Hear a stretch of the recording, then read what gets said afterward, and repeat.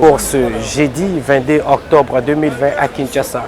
Nous sommes plus précisément au siège des MLP, parti cher à Franck Diongo. Pour ce jeudi, vous allez découvrir de quoi ce qu'il nous a invités. Il vous fera le point et vous comprendrez qu'est-ce qu'on va échanger pour ces jours. Suivez. De quoi s'agit-il ce matin? Tout le monde sait l'événement d'hier, tout le monde a suivi depuis l'installation de son Excellence Monsieur le Président de la République jusqu'à aujourd'hui, quels sont les facteurs des complications qui l'empêchent de bien gouverner. Et que faire? Avant d'aller dans les fonds, je tiens personnellement, à mon nom propre et au nom du MLP, saluer et féliciter son Excellence Monsieur le Président de la République pour la réussite, la détermination de la prestation de Sœur Madu hier. La réussite de cette manifestation est due d'abord à la détermination du chef de l'État et à l'appui de la population. Je tiens également à remercier le peuple congolais qui avait répondu massivement à notre appel, qui a pris conscience. Je tiens également à remercier et à féliciter aussi les partis politiques de l'opposition qui ont envoyé leurs députés et les sénateurs. Je citerai les sénateurs et les députés qui relèvent de l'autorité du président Moïse Katumbi, les députés et les sénateurs qui relèvent de l'autorité de Jean-Pierre Bemba, également les députés et les sénateurs qui relèvent de l'autorité de Modeste Bahati. Je salue également spécialement aussi le premier vice-président du Sénat, l'honorable Sami Badibangui, qui était là également, qui a répondu. Et aussi quelques députés patriotes du FCC. Il y a eu 4 députés patriotes du FCC, dont je tiens également à féliciter leur présence. Je salue d'une manière particulière Jean-Tini Ngobila, qui est le gouverneur de la ville de Kinshasa, qui est également là, sans oublier le ministre Pius Mabilou, qui a plus de 5 à 10 députés qui étaient là.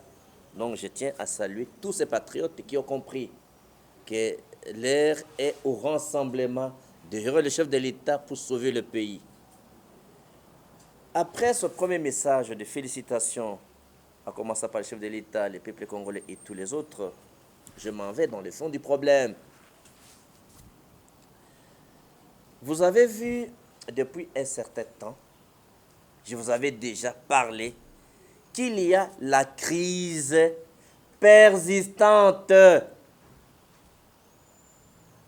entre le Parlement conflictogène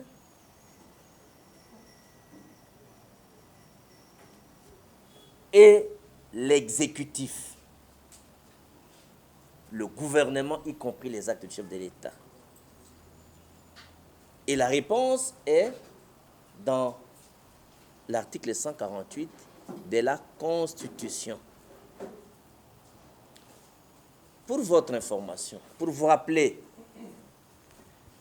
vous avez vu que l'Assemblée nationale, le Sénat, à travers le président du Sénat, Alexis Tambwe Mwamba, la présidente de l'Assemblée nationale, Janine Babunda, et même le Premier ministre, les 3 animateurs des institutions coalisent pour rivaliser le président de la République, qui est, bien entendu, le chef d'une institution. Ils s'inscrivent dans la logique du chaos, dans la théorie du chaos, dans la liquidation du Congo comme État et comme nation, dans l'accroissement du misère du peuple congolais. est-ce que le chef de l'État va-t-il s'arrêter à la prestation de serment comme porteur d'attente et de revendications des citoyens? Nous allons demander à son Excellence, Monsieur le Président de la République, de ne pas se limiter à la prestation de serment seulement. Il doit continuer avec sa politique, sa détermination, jusqu'à déboulonner les systèmes de prédation des dictatures que M. Kabila a installées dans notre pays. Ces régimes de terreur doivent être déboulonnés, comme le chef de l'État l'avait indiqué, à l'extérieur. Pour ce faire donc, parce qu'il y a le facteur de blocage, et que d'une part, le Premier ministre, qui est le premier collaborateur du chef de l'État, est en rébellion contre le chef de l'État. Le président du Sénat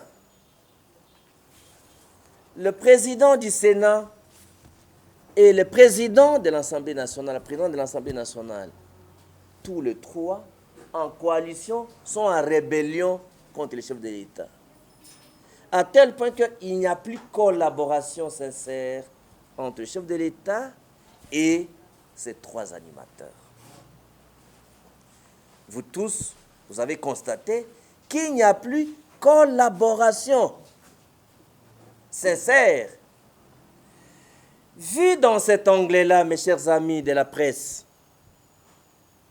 l'éthique morale et l'éthique de responsabilité me commandent de proposer à la République et à son Excellence, Monsieur le chef de l'État, deux pistes de solutions qu'il plaira à son autorité d'apprécier. Parce qu'il y a crise majeure, persistante, parce qu'il y a blocage dans les institutions, parce qu'il y a rupture de confiance, comment un chef de l'État va-t-il donner confiance à un tel Premier ministre qu'il est désobéi? Vous allez vous rappeler que lorsqu'il y a eu l'ordonnance de la Gécamine avec les Kyungu, le Premier ministre n'a fait aucun effort pour instruire les ministres de portefeuille d'exécuter l'ordonnance du chef de l'État. Par contre, il a contribué à entraver. Vous avez suivi la position du Premier ministre par rapport aux ordonnances contresignées par son intérimaire. Et je vous avais expliqué tous que l'intérim confère à l'intérimaire la totalité du pouvoir, comme s'il était lui-même en fonction.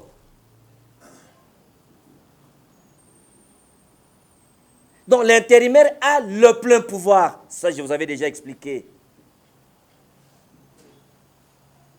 Et vous avez compris que le Premier ministre avait confondu l'intérimaire, l'intérim et la délégation du pouvoir. Nous avons clarifié ça.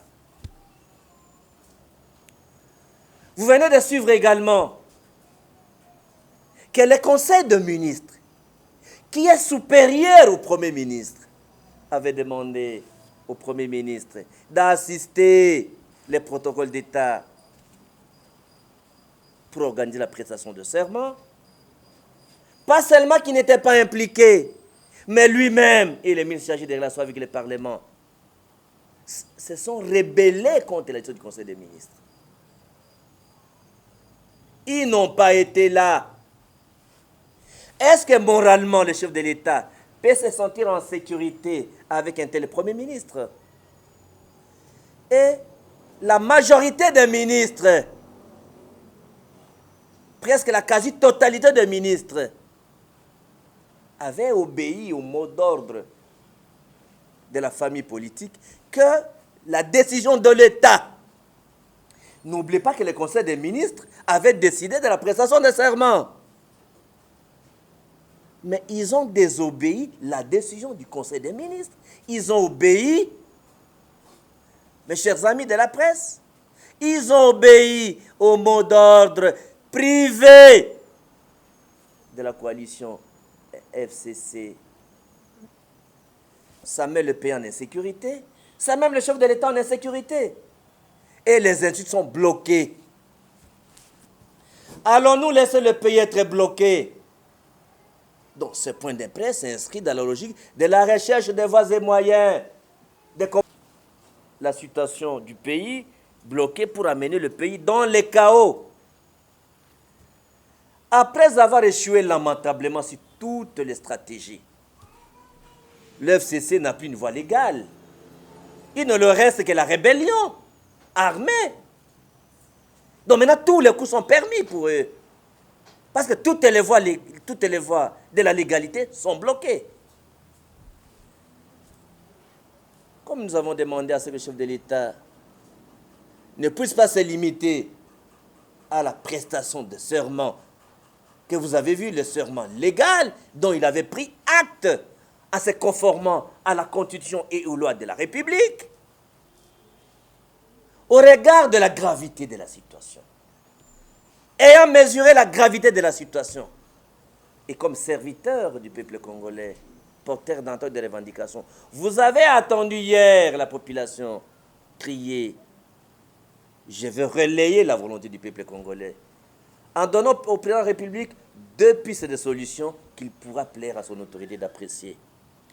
Pour sortir de ce blocage, de cette stratégie de chaos du FCC, 1.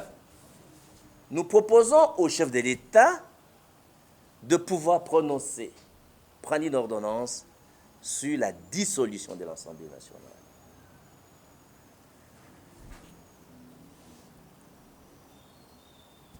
Si le président de la République trouve opportun de consulter encore les animateurs indélicats, parce qu'il les a déjà consultés, que les consultations antérieures tiennent liées des consultations avant dissolution.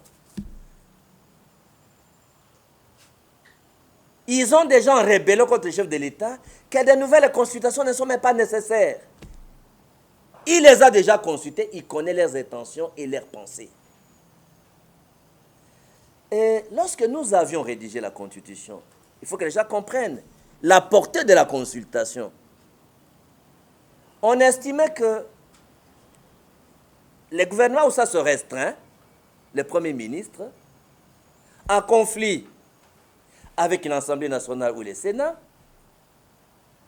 que cette consultation donnait une opportunité au chef de l'État de pouvoir les concilier, trouver des solutions. Ce n'est pas avoir un avis qu'ils acceptent, qu'ils lui refusent. Mais maintenant qu'ils sont en coalition, tous les 3 contre le chef de l'État, quel pourrait être l'importance de la consultation? Ça, c'est l'esprit et dans la lettre de cette incise-là, par un rédacteur, un co-rédacteur de cette Constitution. Que le président de la République trouve opportun ou l'opportunité de consulter ou de considérer les anciennes consultations comme ayant déjà été consultées, que l'ordonnance de la dissolution soit déjà signée. Une fois l'ordonnance signée, quelle est la prochaine étape? D'abord, je dois clarifier une question qui revient souvent dans les débats. Que devient l'Assemblée nationale ici qu'on vient de dissoudre? Il y a en droit parlementaire la notion du mandat.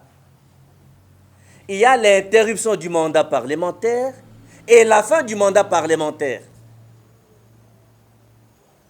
Lorsqu'on arrive à terme du mandat, on attend d'être remplacé par un nouveau Parlement, une nouvelle Assemblée nationale. Et lorsqu'on a interrompu le mandat par la dissolution, l'Assemblée ne reste pas. Ils ne peuvent plus produire des effets juridiques. Ils ne peuvent plus se réunir. Ils n'existent pas.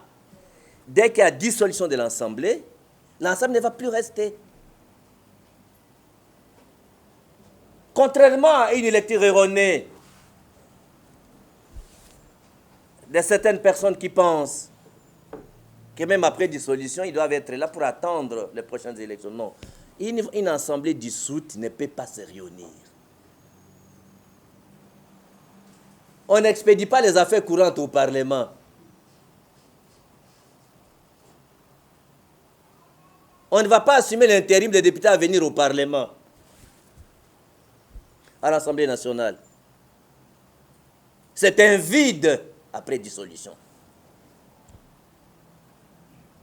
On ne peut pas continuer à payer un Parlement qui a été dissous. Quelle est la validité juridique des actes produits par un Parlement dissous? Il n'y a pas. Alors, la Constitution exige qu'après dissolution, il faut 60 jours pour organiser les élections.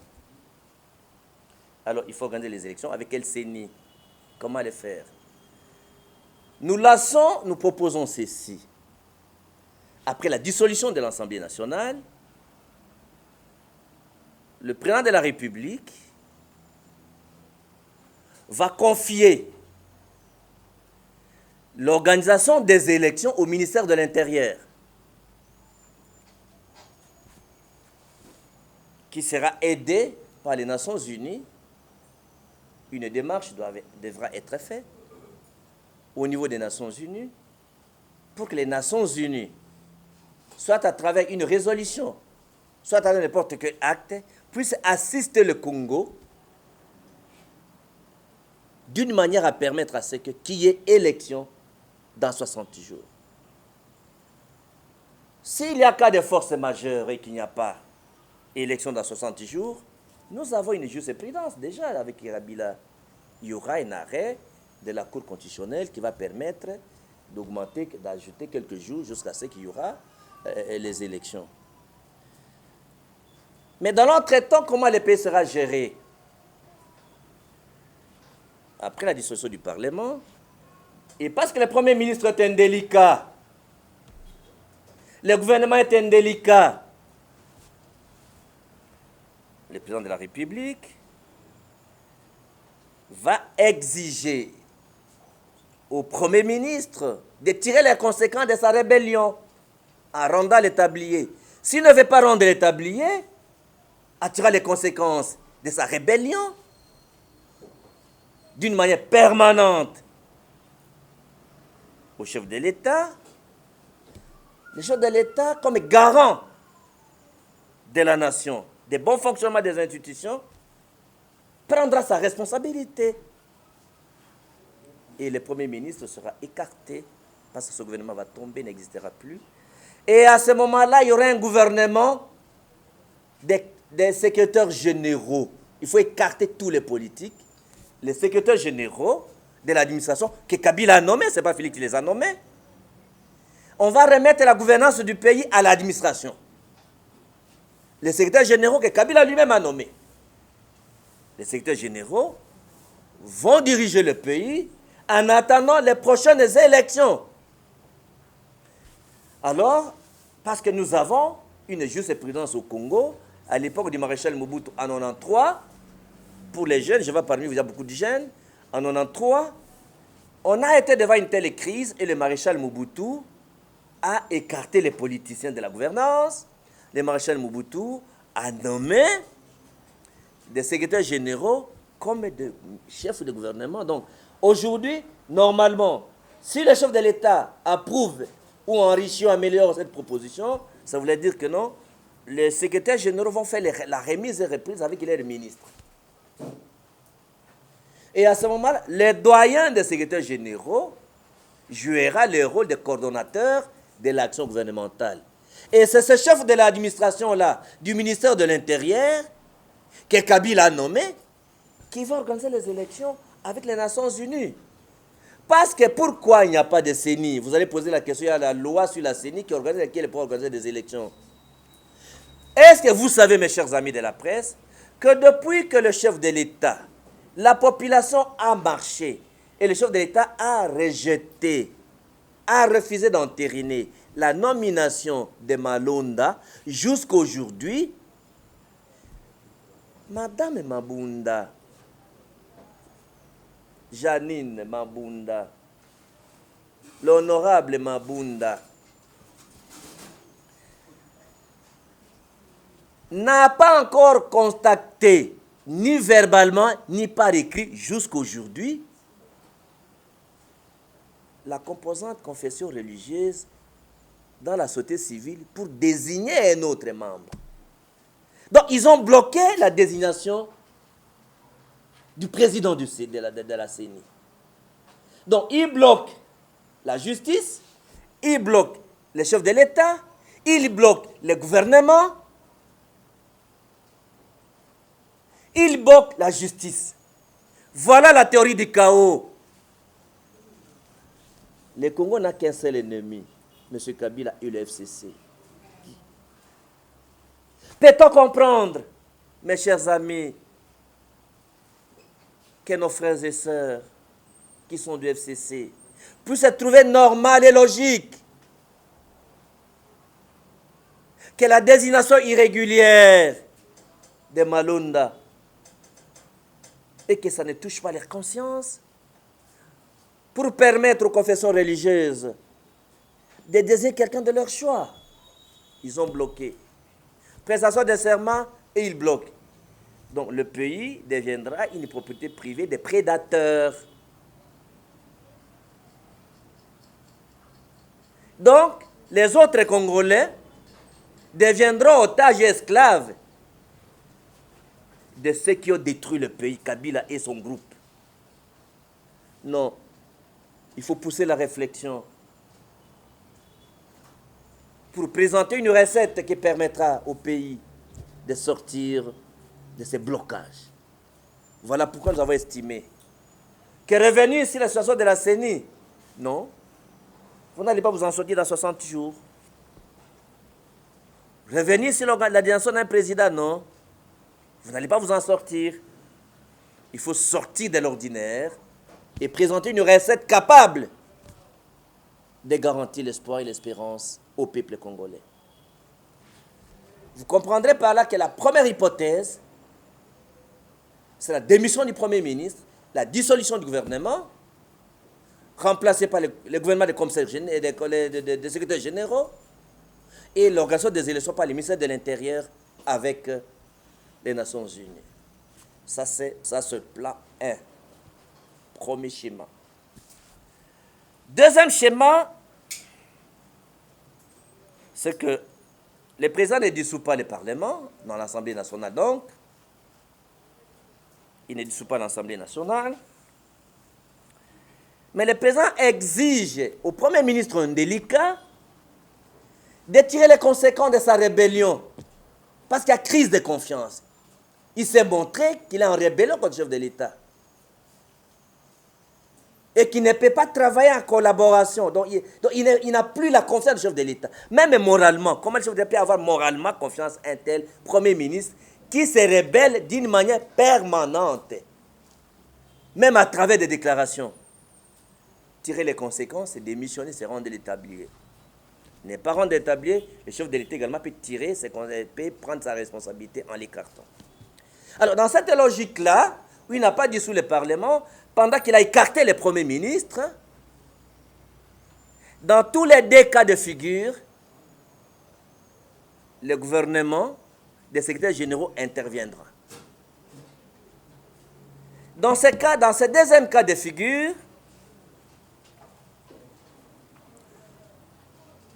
le président de la République, qui n'a pas dissous le Parlement, l'Assemblée nationale, va nommer un informateur pour identifier la majorité. Et dans ces cas-là, parce qu'on ne sait pas dans combien de jours, l'informateur va identifier la majorité. Ça peut être 2 mois, 3 mois, 4 mois, 5 mois, ça peut être 6 mois. Parce qu'on n'a pas un délai légal pour identifier la majorité, le pays doit être gouverné. Parce qu'il y a la continuité de l'État, des services publics de l'État. On n'interrompt pas l'État, on ne suspend pas l'État. Alors, vu dans cet angle-là, les secrétaires généraux également vont faire la remise et reprise parce que le chef de l'État ne peut plus siéger avec de tels ministres indélicats.